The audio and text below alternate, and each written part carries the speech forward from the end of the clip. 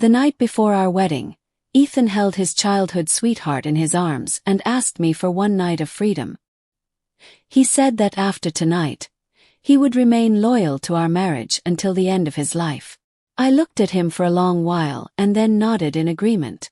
As he passed by me, he added generously, "You can also find a man tonight if you want. I promise I won't mind." There was no need to look elsewhere.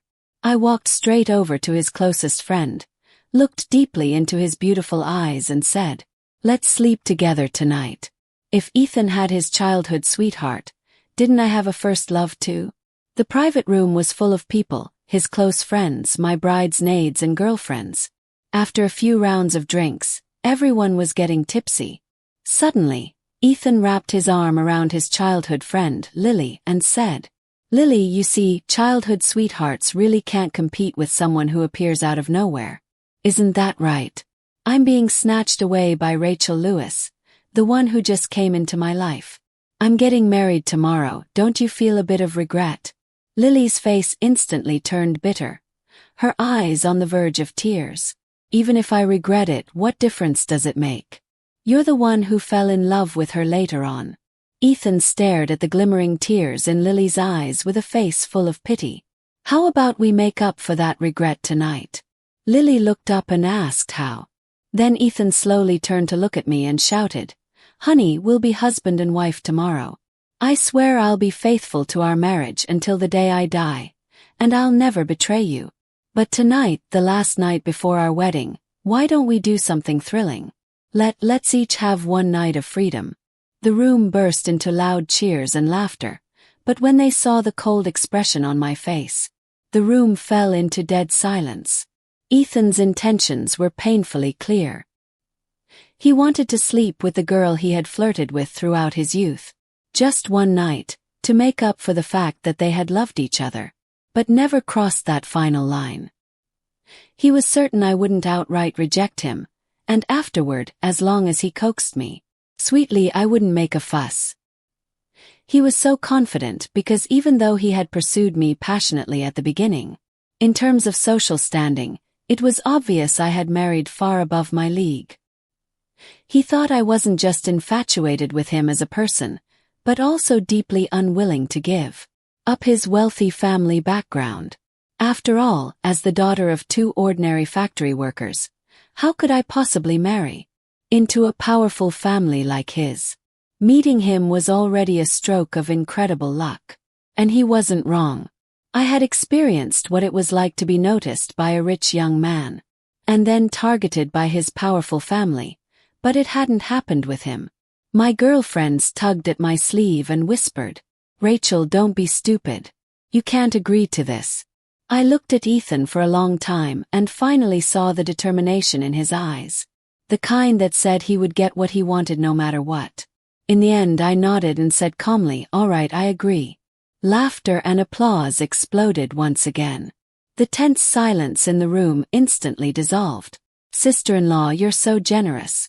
Definitely the kind of woman who can marry into the Carter family," someone said. "No wonder Ethan knelt in his dad's study for 3 days and 3 nights just to marry you. A woman who can walk through our doors has to have this kind of grace." A relaxed smile crept onto Ethan's previously tight lips. He pulled the obedient Lily closer into his arms, stood up and said, "All right, it's getting late. I still have a wedding to attend tomorrow. Can't stay up all night partying. Lily and I will head out now. Feel free to drink whatever you like and have fun. Put everything on my tab. Our little Lily is going to have a rough night." The room filled with teasing again. As Ethan walked past me once more, he lowered his eyes and said generously, "Honey, really, if you want to find a man tonight, I won't stop you. I promise I absolutely won't mind." He was banking on my pride and conservative personality, betting that I wasn't the type to play around, which was the only reason he dared say something like that to me. I turned to look at him. "Really?" He raised an eyebrow. "Of course, a man of his word. You know, I always mean what I say. Just like when I told you I would marry you. I went through with it too." But compared to him, who acted like marrying me with some grand favor, I didn't owe him any generosity tonight, especially not toward him and Lily. I withdrew my gaze from them and looked toward the far corner of the private room. At the man who had sat there all night with a face as cold as ice, completely silent. There was no need to go outside to find anyone. Ignoring the expression on Ethan's face, I got up and walked over to that man. Without hesitation, I knelt down at his feet, my posture low but deliberate. Emotions swirled in my eyes as I looked up at him and carefully invited, "Would you sleep with me tonight?" The cold-faced man leaned back against the leather sofa, towering above me. He looked as if he might kick me away at any second, like I was something unworthy. Then suddenly a mocking voice came from behind me. "Rachel, seriously. Of all people, you choose him. He was hurt by his first love years ago. He hasn't touched a woman in forever." The name of that first love, Ava, stirred something in me. So that's her name. My thoughts raced. I stared at him, eyes unblinking, taking in the face that had haunted my sleepless nights countless times in the past. Seeing him again tonight, I wouldn't have had the courage to meet his eyes like this if not for the alcohol.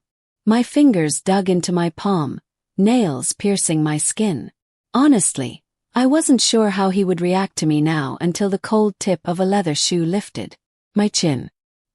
He raised his head slightly, his face turning even colder, the kind of expression that sent chills through you. With anger in his voice he asked, "Are you sure?" I didn't want to back down. I bravely pressed my chin even more firmly against his shoe and said, "I'm sure."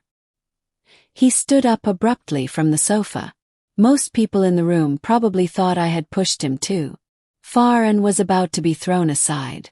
After all, there were rumors that not long ago a young actress had tried to flirt with him at a party. He thought she was blocking his way and with a single swing of his arm, shoved her straight into a water fountain. She cried for help, but he didn't even look back, just walked away without a second thought. Now even Ethan panicked and lunged forward to block him. Bro, come on, that's my wife you're talking about, don't hit her. She didn't mean anything by it. Please just let it go." "Okay. Rachel, get up. Didn't I tell you already? This guy, he's not someone you can mess with, he's not into women. And I know you're not interested in any other man but me. So stop pretending in front of me. Just go back and rest with your girlfriends, alright?" But something about what Ethan said must have rubbed him the wrong way, because the man suddenly shoved him several steps back. There was a blade in his eyes when he snapped, "Who said I'm not into women?" Before I could react, my vision spun. He had lifted me over his shoulder. His low grumbling voice, full of resentment from some long-forgotten score, echoed beside my ear. "Rachel Lewis, you're the one who came looking for me." Just as he was about to carry me out in front of everyone's shocked eyes, Ethan chased after us and yelled, "What the hell, Ian? What are you doing?" Yes, his name was Ian Carter. Ian paused for a second and tilted his head slightly, his voice icy and without emotion. "What do you think I'm doing?" Ethan's tone turned sharp. "You're being serious about this? That's my wife you're carrying." He kept calling me my wife, again and again. Those two words were starting to grate. Ian turned his head and gave Ethan a deep, disdainful glance, like he couldn't be bothered to waste a single more word on him. Then he adjusted me on his shoulder and started walking toward the door. Ethan clearly panicked. He rushed forward and grabbed Ian's arm. "Ian, we've been best friends since we were kids. We even wore the same damn pants growing up." But as he spoke, he looked at me, still slung over Ian's shoulder. "She's my wife, man. You know the rule, never touch your friend's woman." Ian had no intention of putting me down.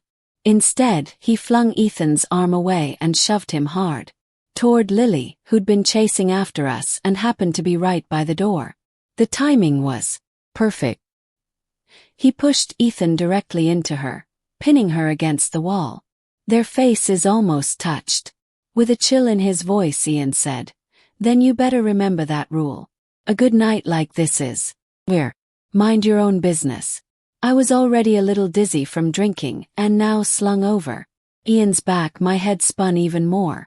I wanted him to put me down, so I softly called his name, Ian. But all I got in return was his cold, cutting response. Don't call me that. Are we close or something? The second half of my sentence, asking him to let me go, got stuck in my throat. Clenched my teeth and swallowed it back. It was just dizziness. I could endure it. After all I owed him. Not far away, Ethan was still fuming and looked like he was about to chase after us. Ian Carter, don't you dare mess around. I'm not letting this go.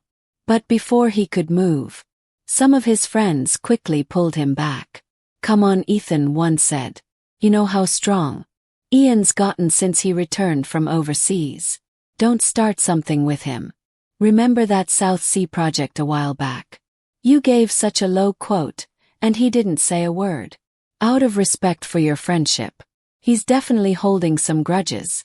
Everyone knows you care about Rachel, and he's probably just trying to get under your skin. Maybe once they get downstairs, he'll just toss her aside. You know how he's been single for years. Haven't you noticed? We all joke about him. Remember the nickname? The Black Monk. Always scowling. Doesn't touch women.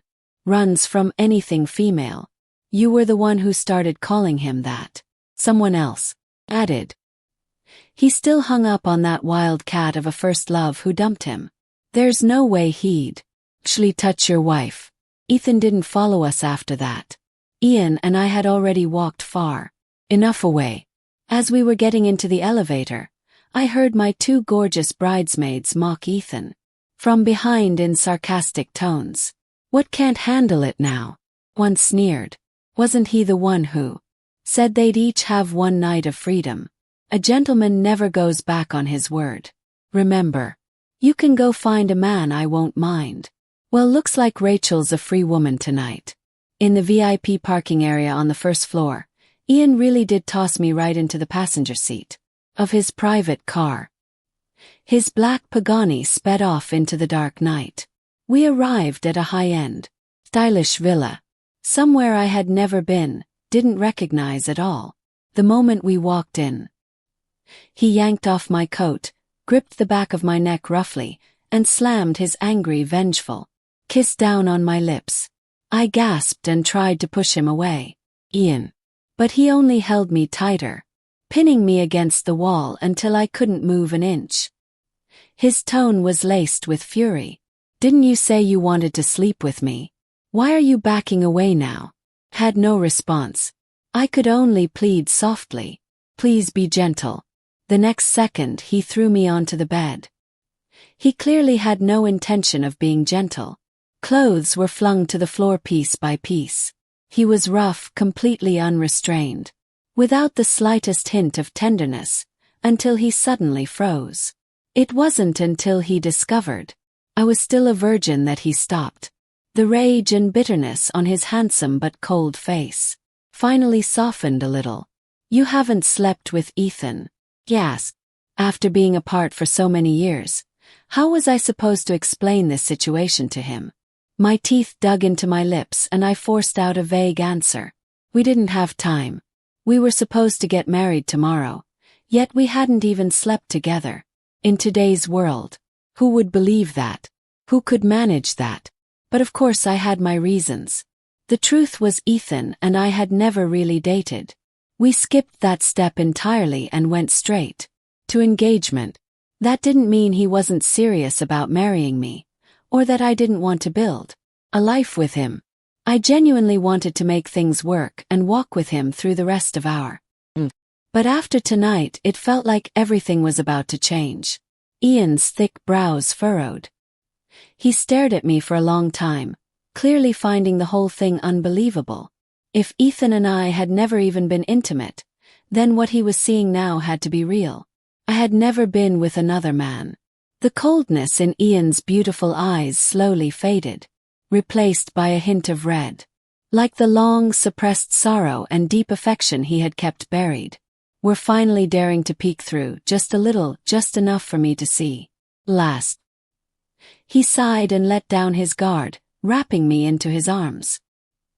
He gently kissed the corner of my lip, the very one he had just bitten cruelly before. Then he pulled me into his embrace, rolling us over so my head rested against his shoulder and neck. I heard the heat in his breath as he whispered into my ear, "Rachel Lewis, I still love you." After he said those words, his kisses turned soft and lingering, even tinged with tears. The chandelier above blurred and swayed in my vision. It was already past midnight when my phone suddenly started vibrating non-stop. The melodious ringtone, which usually sounded pleasant, felt especially intrusive at that moment, cutting into the atmosphere and disrupting Ian's concentration. It was my phone. Ethan was calling. Who had the time or energy to deal with him right now? I intended to swipe it away, but my finger slipped and accidentally answered the call. Ethan's unsteady voice immediately came through the speaker. "Honey, why aren't you at home? Where did Ian leave you? Let's stop playing this dumb pre-wedding freedom game. Thought about it. This is so stupid. And Lily, she's totally worthless. She can't even compare to a single strand of your hair. Where are you? I'll come get you and bring you home." I really regret suggesting such a stupid thing back in the private room. Before I could even respond, Ian snatched the phone from my hand. His voice was mocking and filled with disdain. "Too late to regret now. You can't take her home. She's in my bed." "What, Ian? You?" Ethan's voice stuttered in disbelief. Ian hung up mid-sentence and turned the phone off entirely, then casually flung it far away. But Ethan wasn't the one who had to suffer the consequences. It was. Ian carried me from one end of the bed to the other. He bit my ear and growled. Again. Minute after minute passed with no end in sight. I kept hoping, desperately hoping, for just a brief pause, but it never came. Finally, the night faded completely and dawn broke. Not even the drawn curtains could block the growing brightness of the morning sun. Today was the day Ethan and I were supposed to get married. By now, I should have been getting ready to head home, putting on my wedding gown, sitting quietly in front of a vanity while the makeup artist carefully applied my bridal look. Serene, expectant, waiting for Ethan to arrive in a grand procession to marry me. Of course, Ian knew all of this. But this man, who had spent the whole night tirelessly taking me apart and refusing to rest, had no intention of letting up. Pleading didn't work. Begging didn't work. Not even soft words made a difference. He just kept staring at me with those beautiful eyes, now flushed red, and kept asking me the same thing over and over. "Don't marry him. Promise me. Rachel Lewis. Don't marry him. Promise me." I wanted to say yes. I really did. If only he would just give me a break. Let me catch my breath. At that point, I couldn't even form proper words anymore. After waiting so long with no answer from me, Ian collapsed onto me like he'd lost all hope. He clung to me tightly, bearing me in his arms. His voice trembled with a quiet plea. "Rachel, don't marry him. I'm begging you. This is too hard." Finally, he gave me enough space to respond. My voice was hoarse beyond recognition. "Bae." The moment he heard it, he pushed himself up, eyes glowing. He said yes. I nodded hard. "If you hadn't," I said, "would you have actually let me go marry your so-called best friend? Besides, now that I've seen Ethan for who he really is, do you think I'm stupid enough to go through with it?" His Adam's apple bobbed as he swallowed hard, lips moving like he was choosing his words carefully. "If I said I wanted to start over to be with you again, would you be willing?" My whole body ached, and I didn't know whether to laugh or cry. I could only weakly raise my little fist and thump it against his chest. "Ian Carter, you've kept me up all night. Not even a minute of rest. And now you're asking if I'm willing." His brows finally relaxed, his whole face softening. "So you are willing?" All I could do was nod hard again. He kissed me, with a loud, firm kiss at the corner of my mouth, then suddenly pulled me up. "Rachel Lewis, come with me. I want to take you somewhere." "Where?" "Yes. You'll know when we get there." I shook my head and flopped back onto the bed. "No way. Let's do it another day. I'm too tired." I can't move an inch. He was firm. Well, today, right now. Even if I can't move. Then I'll carry you. Then I'll carry you, he said, already rushing to dress me. I was totally overwhelmed. My body was a mess after everything we'd done all night. Ian, I'm not clean. Don't just dress me like this. At least let me take a quick shower. He seemed to be in a hurry. It's fine. No one else will know. You can shower after we get back. Just toss the clothes and buy new ones. So the two of us, disheveled, exhausted, barely covered in whatever we could grab, stumbled out the door, still flushed from an endless night. Ian carried me straight out of the villa and placed me in the passenger seat. He drove fast but steady. As we got in, I saw him discreetly check my handbag, though I wasn't sure what he was looking for. Barely 2 minutes after leaving the house, he said, Rachel, turn your phone on. Let your family know the wedding's off. No need for them to show up at the venue for nothing. All right. I finally snapped back to reality. My brain was mush from everything he'd put me through. I ignored the flood of messages and missed calls from Ethan and called my parents first. After I finished contacting my side of the family and friends, we arrived at Ian's mysterious destination. I turned my head and saw the bold red letters on the building ahead. Civil Affairs Bureau, Marriage Registration Office. This man had lost his mind. Completely, I stared at him, shocked, but he just smiled gently, cut the engine, and carried me out of the car. We sat on a bench in front of the office, which hadn't even opened yet. He hadn't even bothered to help us freshen up. Hadn't cared how he looked. He just dragged me straight here. One arm was wrapped around my shoulders while the other held my hands tightly. Only then did I feel his nerves start to settle. Rachel, he said softly, we've been apart for 7 years. 7 years. That's a long time. Don't you think? I can't wait another second. If you're willing, let's get married right now. Okay. How could I not be willing? My first love had waited for me 7 years. I had never truly let him go. Now that I finally had the chance to be with him again, why wouldn't I say yes? But then I remembered how years ago his mother had summoned me for a stern, cold meeting. Ian came from a powerful, elite family. His name was high on national rich list. Could a marriage between us really happen so easily? I couldn't stop myself from asking, what about your family, Ian? He cut me off immediately and looked me dead in the eye. 2 adults in love who want to be together, to stay together forever, and to have a certificate that protects that love. I don't think we need anyone's permission to do that. Our parents have their own views, but you and I are grown. This is between us. Of course, I'll go to your parents myself and apologize. I'll accept any punishment until they agree to let me be their son-in-law. Then he took a deep breath.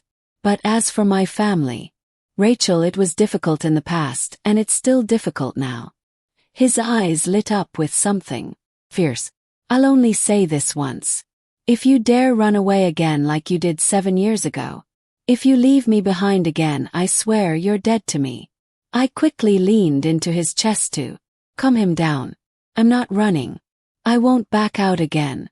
I'll listen to whatever you say. When the office opened, more couples started lining up behind us. Ian pulled my ID from my handbag with practice Ds. That was what he had been looking for earlier when he rummaged through. We were the first couple that morning to register for marriage.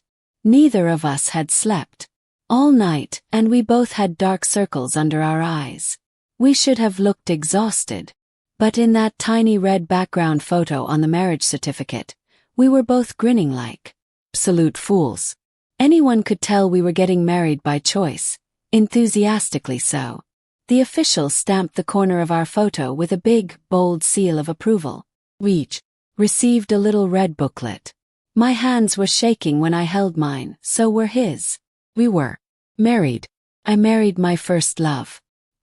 He swept me off my feet and lifted me in his arms. Then he planted a huge kiss on the side of my face and carried me out the front doors of the Civil Affairs Bureau. His breath was hot as he leaned in close to whisper in my ear. He softly called me wife. I was so embarrassed I couldn't even look at him. I covered my face with both hands. But my 8 little white teeth still peeked through my grin. I answered husband. With our phone still off, the world felt blissfully quiet. On the way back to the villa, he took me on a quick spree to buy 2 sets of clothes. The moment we stepped through the door, he stripped off everything I was wearing again, and this time he tossed it all directly into the trash. Then he carried me into the bathroom to help me clean up.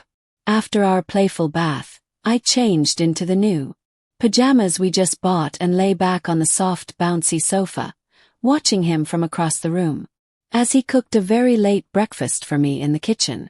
One of my favorite dishes from when we were together, shrimp and egg custard. He still remembered. When it was done, he brought it over and fed me bite by bite. There were some things that had to be dealt with, no matter how messy. After we both had a proper wash and some food, we felt a lot more human. Ian turned his phone back on first. The moment it powered up, it was bombarded with calls. He answered the first one. It was one of his and Ethan's mutual friends. There were many moments when I stopped thinking about Ian altogether. I thought I'd finally moved on from that distant first love. I even told myself that maybe I should treasure this second chance at love. If I missed it too, maybe I really would grow old alone. But the truth was, I didn't love Ethan enough, not this young master from a wealthy family. I didn't have the energy for a relationship. That was just for fun. Still, I had genuinely considered giving it a try with marriage in mind. Something real. So one day, when he was waiting for me outside the research institute again, I asked him, "Are you just playing around with me? You know how busy I am with my work. Don't have time for something casual. If I say yes, are we getting married?" He must have misunderstood. Maybe he thought I meant I was ready to marry him immediately. That night, after dropping me off at home, he looked at me with all the confidence in the world and said, "Give me 3 days. I'll give you a clear answer, just wait." And then, he really did kneel for 3 days and nights in his father's study. He took his father's brutal punishments without complaint, begging for permission to marry me. When he came back to me, bones aching, bruised and battered, he smiled and said, "My parents agreed. As long as you're willing, we can get married right away. Rachel Lewis, I've already given half my life for you. You can't reject me now." Looking at him then, how could I say no? He nodded. But maybe everything happened too fast. We jumped straight to the idea of marriage, and I couldn't help feeling uneasy. So when he first asked if he could stay the night at my place, I said no. Later, when he offered for me to stay at his, I turned him down again. After that, he never brought it up. He only kept pushing for us to get married as soon as possible, always saying that the rest didn't matter. I wasn't in a hurry. We were going to get married soon, so I thought we might as well save that beautiful moment for our wedding night. The thought of it even made him more excited. It wasn't until his little childhood sweetheart, Lily, found out that Ethan and I were getting married that things started to unravel.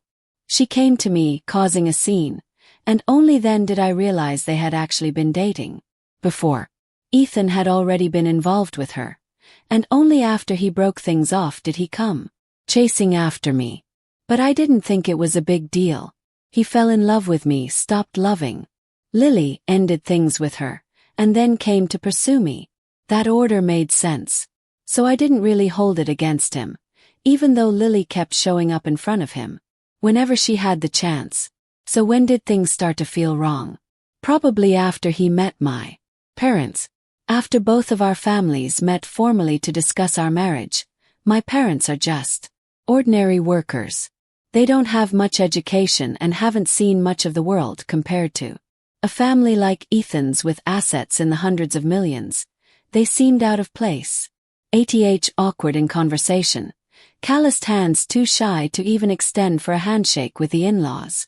They emptied their savings and still couldn't afford a decent dowry for me. I started to notice that Ethan's attitude toward me had changed. He used to always be humble and eager to please, trying hard to win me over. But gradually he began to act superior, as if he was doing me a favor. At first I didn't care. I wasn't the same girl I was 7 years ago. I never thought I wasn't good enough for a spoiled rich boy like Ethan.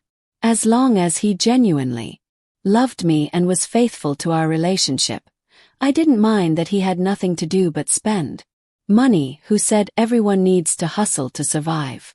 But if we're talking about who's worthy of whom, me, a PhD in scientific research, a high-achieving scholar, someone with the potential to serve society and the people, someone with a future, why should I feel inferior to a guy born with a silver spoon in his mouth, who can't even recognize a full alphabet, whose degrees were all bought with money and who squanders wealth like it's trash? If he thought I wasn't good enough for him, well, I didn't think he was good enough for me either. I thought he understood the balance between knowledge and wealth in our relationship.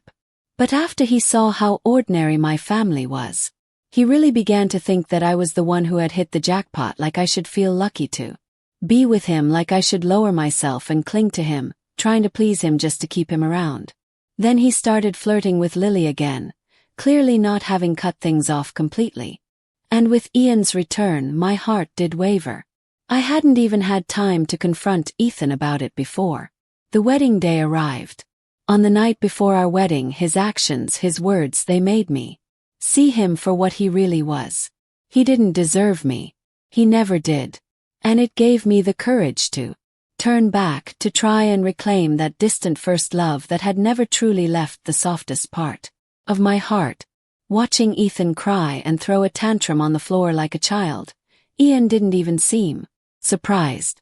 He probably understood Ethan better than I ever did. Bet we grew up wearing the same pair of pants. Line wasn't just talk. Back then, Ian and I were in a secret relationship. He never introduced me to his friends or family until recently. When he returned to the country, none of us had known about each other's existence or the tangled history between us. Back then, Ian would often say to me, "Rachel, give me some time. I swear I'm serious about you, but I don't have a say in my family right now.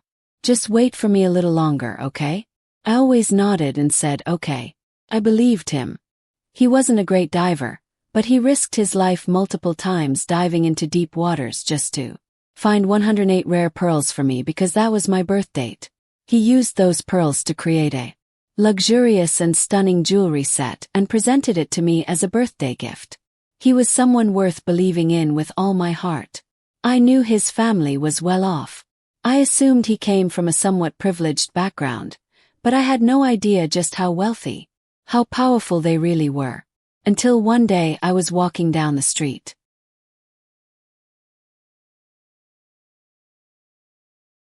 I was suddenly dragged into a black car by several men in dark suits. They forced me into a quiet private room. Inside sat a distinguished, elegant woman. After calmly stating her intentions, she pushed a check for 1 million across the table toward me. I was so ashamed I couldn't even lift my head to look at her, but I didn't want the money. I gently pushed it back. When I heard her soft mocking laugh, "Little girl," she said, "you've got quite the appetite." Then that 1 million check turned into 10 million. She pushed it back toward me again. Her voice remained calm, almost tender. "If it's not enough, I can add more. To our family, this is nothing. Just 1 or 2 months of spare change. But you have to break up with my son and completely disappear from his life. He already has a fiancé. He didn't tell you, did he? They'll be getting married right after graduation. Her dowry alone is worth over 10 billion. What do you have?" At that moment, everything I believed in my entire worldview collapsed. Never mind that astronomical dowry. Just that 10 million check she casually handed me would be money a regular person couldn't earn in several lifetimes. This was how Ian's mother dealt with her son's secret, poor girlfriend, by throwing money at me to make me go away. My parents together made less than 10,000 a month. I was just a normal student from a working-class family. Every number she spoke felt like a hammer to my dignity. I felt like a toad trying to swallow swan meat. This wasn't just about love anymore.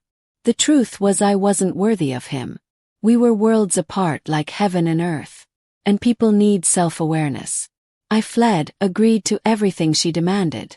I didn't take the money. That number, it scared me. After that, Ian didn't marry that so-called fiancé either. For some unknown reason, his family sent him abroad, cut off all contact and used their influence to restrict his return to China. He was gone for 6 whole years. During those years, I buried myself in studying. I went straight from undergrad to a combined master's and PhD program. I never let myself pause, not for a second. My inferiority complex had sunk deep into my bones. I was just a toad who had dared to fall in love with a prince who lived in the clouds. I worked and worked and worked, hoping that maybe, just maybe, I could become a slightly less ugly little frog, at least not so unsightly that people would find me repulsive. As I matured in age, in wisdom, and in education, my confidence gradually returned. I finally understood something. Whether it was Ian or Ethan, I had no reason to feel inferior, no need to devalue myself. Because love is equal. He loves me, wants to be with me. Wants forever with me. I love him, want to be with him, want forever too. That's all there is to it.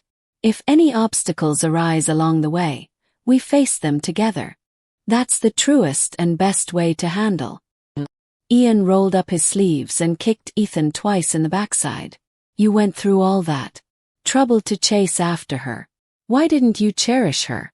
You were so proud once you won her over. Why didn't you treasure her?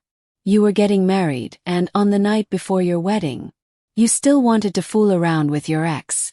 Your bride got stolen and you think you're the victim. You deserved it. Ethan sat up from the floor, wiped away his tears and snapped back. You think I did it on purpose? Lily and I grew up together. How could I not have feelings for her? I was just confused, okay? I drank too much and lost my mind. That's why I said that stupid crap. Ooh. He pointed at Ian, face twisted in betrayal. But you still went behind my back and stole her. Does your conscience not hurt? I'm telling you, we're done. From today on, we're through. I'll never forgive this. You're dead to me. Ian calmly brushed back his messy hair and exhaled. Dead to you. So what you're saying is, your Mu family doesn't want the South Sea project anymore. Bookmark. He raised an eyebrow. You do realize that deal is mine to approve now, right? If I kick you out and let that entire 100-billion-year-old project fall through. For your family, you know how your hot-tempered dad would react. Wouldn't your dad break your legs in a rage? You've had Ethan's fists clenched so tightly they turned white. Are you threatening me? Ian responded lightly. Yeah, I'm threatening you. So what? Ethan glared at him, furious, but couldn't get a single word out. Ian pulled me into his arms and nudged Ethan's knee with the tip of his shoe. If you surrender, then call her sister-in-law. From now on, when you see her, stand respectfully and keep your distance.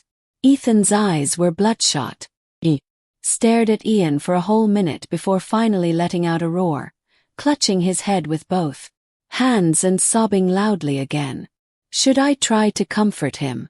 I pulled the corners of my mouth into an awkward smile but didn't know what to say, so I turned to Ian for help. Without saying a word, Ian grabbed Ethan's ankles and started dragging him toward the door. Your sister-in-law and I just got our marriage certificate this morning. We're in the middle of our newlywed bliss. Why are you here playing the third wheel? Go home, dismiss your wedding guests. Kill the trending topic and explain everything to your parents. Tell them I'll come over and formally apologize in a few days. Ethan wailed even louder. You heartless bastard. I'll never forgive you. You're trash scum, a traitor. You toyed with your own brother like some pawn. Why did I even bother knowing you? Finally, Ian threw him out of the front door. And by the way, Ian added, I didn't steal your girl. You were the one who didn't cherish her. I just took her back. Ethan got up from the ground and grumbled. What the hell does that mean? Ian grabbed my hand and said with a calm but firm tone, let me reintroduce Rachel Lewis. She's my first love. She's the reason I was exiled overseas for 6 years. The reason I drowned myself in alcohol and got hospitalized for alcohol poisoning more times than I can count. The reason you flew out of the country to visit a friend. The reason I never told you who I was heartbroken over because I was afraid you'd go behind my back and bother her, or that my mom would cause trouble for her again.